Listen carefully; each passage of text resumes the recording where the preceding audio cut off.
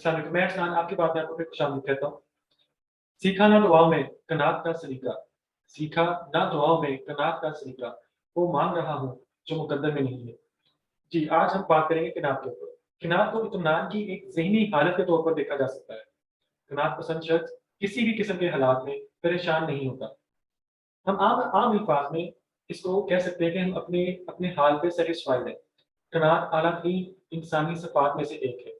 قناعت کرنے والا شخص اپنی خواہشات کو اپنی ضروریات اور حالات کے تابع کر دیتا ہے۔ وہ زیادہ کی دوڑ میں شامل ہونے کی بجائے صبر کے دامن میں پناہ لیتا ہے۔ وہ لوگوں سے مقابلہ کرنے کی بجائے اپنے اپنے آپ سے مقابلہ کرنا پسند کرتا ہے۔ بلا شبہ ایک کانا شخص بڑا ہی قابل تحسین ہوتا ہے۔ جی بالکل، آج ہم بات کریں گے قناعت کے اوپر۔ اسی ٹاپک پہ ہمارے ساتھ ہمارے مہمان موجود ہیں، یا اشرف صاحب deputy director Barani agriculture research institute ہیں اور برڈ اینڈ ایگریکلچر کے نام سے ایک یوٹیوب چینل بھی چلا رہے ہیں۔ Sir welcome. جی سر، آپ قناعت کو کس طریقے سے دیکھتے ہیں اور آپ کو کیا لگتا ہے کہ ہمارے معاشرے میں جو سیٹسفیکشن کا ایک ایلیمنٹ ہے وہ ختم ہو گیا ہے؟ جی اسلام، تھینک یو ویری مچ جی۔ اصل جب آج کل ہم معاشرے کو میں دیکھتا ہوں نا، تو مجھے ایک عجیب بھاگ دوڑ نظر آتی ہے، اور سب لوگ ایسے جیسے ایک میکنائز سسٹم میں دوڑ رہے ہیں اور ریلیکس نہیں وہ نظر آ رہا ہے۔ تو جب میں نے غور کیا تو سمجھ آیا کہ یہ آج من حیث القوم ہمیں قناعت کی کمی ہے۔ اور قناعت کیا ہے کہ اللہ کی تقسیم پر راضی ہونا۔ اللہ تعالیٰ کی ڈسٹریبیوشن ایسی ہے کہ اس نے کچھ کو زیادہ مال و دولت دیا ہے، زیادہ وسائل دیے ہیں، اور کچھ کو انہوں نے کم وسائل دیے ہیں۔ اب جو کم وسائل والے ہیں وہ بھی، اور جو زیادہ وسائل والے ہیں وہ بھی دنیا کی طرف ایسے لپکے پڑے ہیں، بھاگے پڑے ہیں کہ وہ جائز ناجائز حرام حلال ان کو کوئی اس چیز کی نہیں ہے کہ یار جو اللہ پاک نے ہمیں دیا ہے، کچھ سوچ کے دیا ہے، اس پر تو ہم قناعت کریں۔ کہ آپ صلی اللہ علیہ وسلم کی حدیث کا مفہوم ہے کہ فلاح پا گیا وہ شخص جس کو تھوڑا رزق دیا گیا اور وہ اس پہ قانے رہا، کہ وہ اس پہ مطمئن رہا، یہ نہیں کہ اس نے کوئی رونا پیٹنا شروع کر دیا۔ تو اس سے اللہ کی رضا ہے اس میں کہ جو اس پہ راضی ہو گیا۔ اور اس میں یہ ہے کہ اٹ ڈزنٹ مین کہ جس کو تھوڑا رزق دیا ہے اب وہ آگے کی کوشش نہ کرے، ناٹ ایٹ آل۔ کوشش کرنا بچوں کے لیے، بیوی بچوں کے لیے مال کمانا، لیکن جائز طریقوں سے، ناجائز طریقے سے نہ کمانا۔ آج جو معاشرے میں دیکھتا ہوں، اور میں نے آلموسٹ 37 ایئر سرو بھی کیا ہے گورنمنٹ آف پنجاب کو، تو میں دیکھتا ہوں کہ یار ہر آدمی مال کھینچنے کی کوشش میں، بھلے وہ جائز ہے بھلے وہ ناجائز ہے، اس کو یہی لگ رہا ہے کہ شاید اپنا رزق میں نے خود پیدا کرنا ہے، اور اس کے لیے وہ لپکتا پھرتا ہے ہر طرف۔ جہاں اس کو پیسہ نظر آتا ہے، جہاں اس کو کوئی آسائشیں نظر آتی ہے، وہ اس پر ٹوٹا پڑتا ہے۔ اب ایسے نہیں کہ رزق کمانا منع ہے۔ حضرت عبد الرحمن بن عوف رضی اللہ تعالیٰ عنہ کا وصال کے بعد ان کے پاس اتنا مال تھا کہ ان کے جو سونے تھے ان کو آریوں اور کلاڑیوں سے کاٹ کر تقسیم کیا گیا، لیکن یہ نہیں انہوں نے کہا کہ جی کیا کہ خدا رکھا تھا کو ناجائز طریقے سے انہوں نے کمایا۔ کاروبار کرتے رہے، اللہ برکت ڈالتا رہا۔ جس مال میں سے آپ زکات دے دیتے ہیں وہ مال بلا خزانہ ہی آپ کے پاس کیوں نہ ہو، وہ آپ کے استعمال کے لیے بالکل فٹ ہے، جائز ہے۔ کہ ہر آدمی بیٹھ جائے جی ٹھیک ہے میری تنخواہ مجھے 20,000 مل رہا ہے، بس میں گھر بیٹھا ہوں، تھوڑا کھا لوں گا، بچوں کو ایک ٹائم چھڑا دوں گا، اسکول چھوڑ لیں گے، نہ ڈیٹا۔ یہ نہیں مقصد قناعت کا، کہ اللہ نے جو دیا ہے اس پہ راضی رہے، اور مزید رزق کے لیے جائز طریقے سے، جیسے صحابہ کرام نے کیا، جیسے تبع تابعین نے کیا، جیسے آج بھی پاکستان کے بہت سے لوگ کر رہے ہیں، اس طریقے سے جو رزق کی طرف ہو جائیں گے تو بالکل جائز ہے، اس میں بھلے آپ کو کروڑوں آ جائے۔ لیکن صرف یہ ہے کس کا گلہ کرتے رہنا کہ اللہ نے ہمیں دیا ہی کچھ نہیں، اللہ نے فلانے کو دیا ہمیں دیا ہی کچھ نہیں، وہ ناشکری میں آتا ہے۔ جی اور ناشکری کو اللہ پاک سخت ناپسند کرتے ہیں۔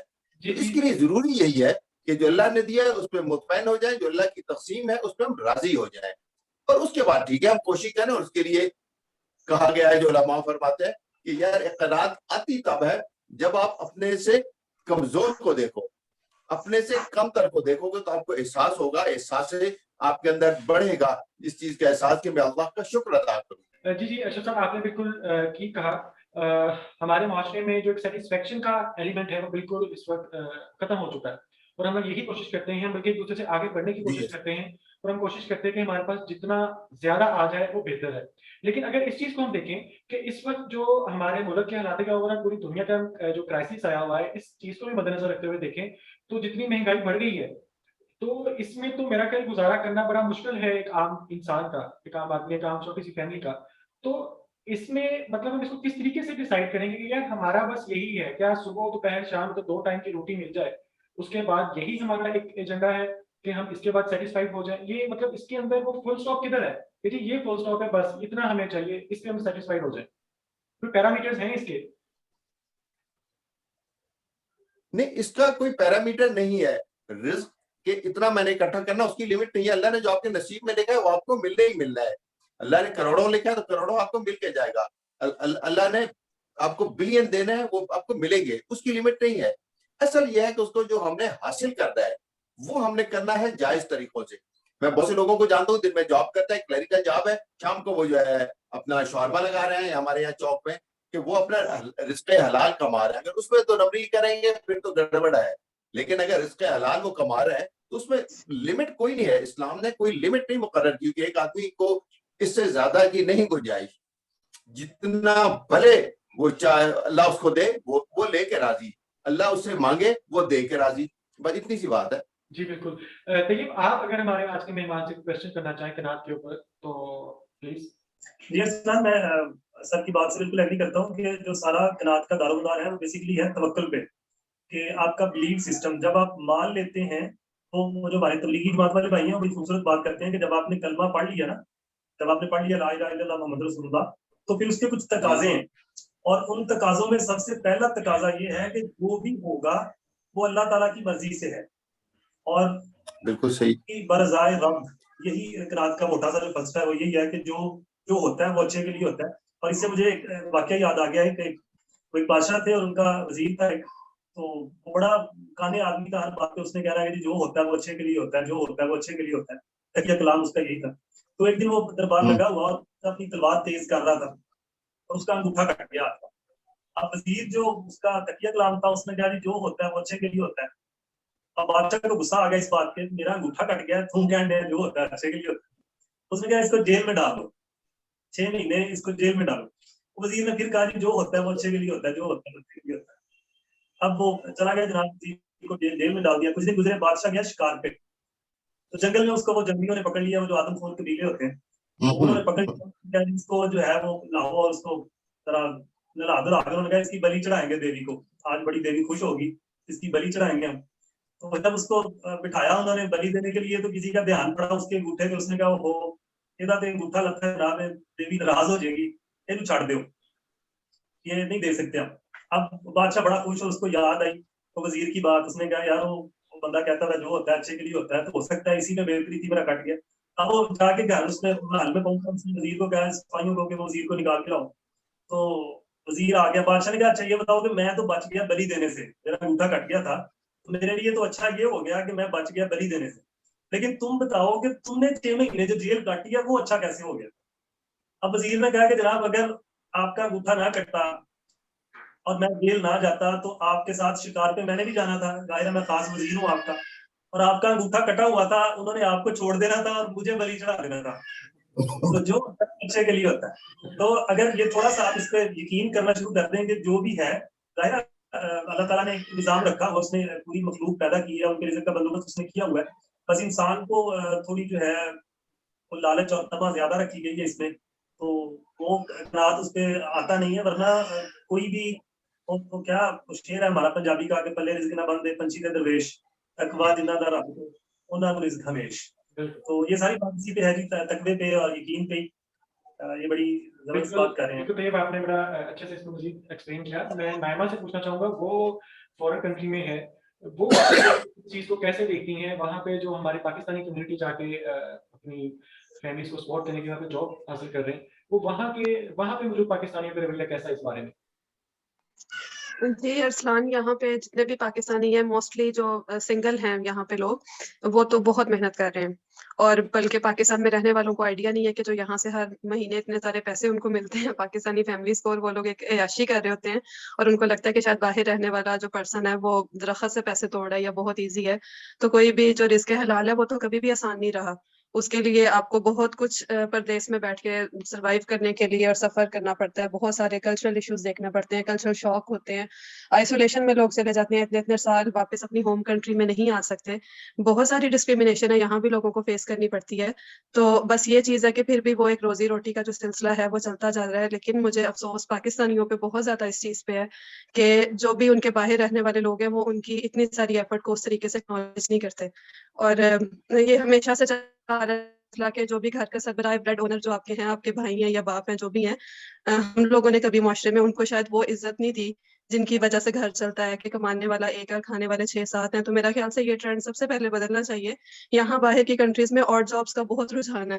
یہاں پہ کوئی شرم محسوس نہیں کرتا کہ وہ اگر پیزا ڈلیور کر رہا ہے یا پھر اوبر چلا رہا ہے، کریم چلا رہا ہے، یا پھر کوئی بھی معمولی سی جاب کر رہا ہے، پارٹ ٹائم کام کر رہا ہے، تو وہ لوگ اس کو بہت اچھا سمجھتے ہیں، ریسپیکٹفل ایک ان کا ہے سورس آف ارننگ، اور وہ اس کے ساتھ سیٹسفائڈ ہے.